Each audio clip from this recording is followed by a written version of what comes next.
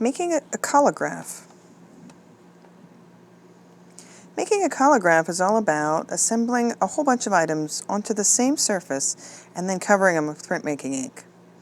I'm going to use an assortment of things. I've got bubble wrap, I've got a piece of lace ribbon, I've got some sandpaper. Here's a piece of cardboard where I've peeled off the surface, and I'm going to put them all together to make a landscape. I'm going to use these plastic leaves for trees, and a couple of pieces of burlap to add interest to the background. If you're doing a landscape, you've got to think about foreground, middle ground, and background, just like we do when we're drawing. Time to print the collagraph. Make sure you have a piece of paper that fits the piece of cardboard you started with, and make sure you apply your name to the back of that piece of paper. I am going to try to print this landscape with two different colors. If you are unfamiliar with printing, make sure you review the directions on how to start adding ink to your roller. There's a separate video for that, being stingy with the amount of ink. And I am going to use two separate rollers for this project because I want to create two separate color combinations here. Let's see, let's go, the top half is pink. This is where you're going to see all those textures showing up.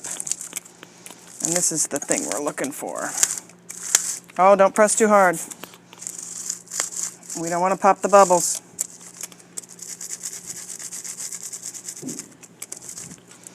This first time around, some of the cardboard or burlap or sandpaper might absorb a good bit of your ink. So as you can see, I added a little bit more to my tray. Same amount, just a second time. And I am going to reapply, especially to these areas where the burlap fabric and the sandpaper is starting to absorb some of my ink.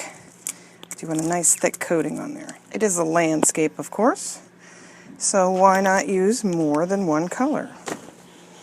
Let's use a different roller. I'm going to try and apply the ink to the bottom half and the trees, which are the plastic leaves. They're supposed to look like trees.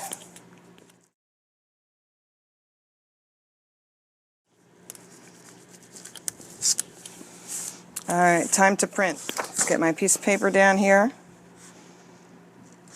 And you really want to put in some effort into pressing down all of those areas. You can feel where your sandpaper, your leaves, your bubble wrap, you can feel where that is under the paper. So make sure you're getting into all those seams and cracks. Just always keep one hand on it so the paper won't slide around on you. We don't want that paper to give us a double print. We want a nice even single print project.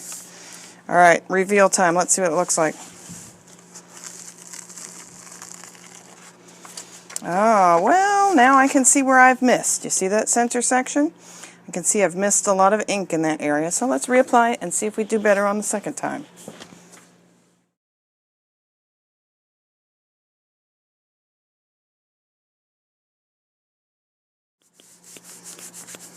I am trying to concentrate on this area here in the center where I know the print did not turn out so well last time. So let's really make sure we're rubbing in that area to get it all transferred. All right, let's see how we did.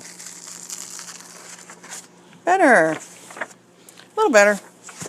There's the first one. There's the second one.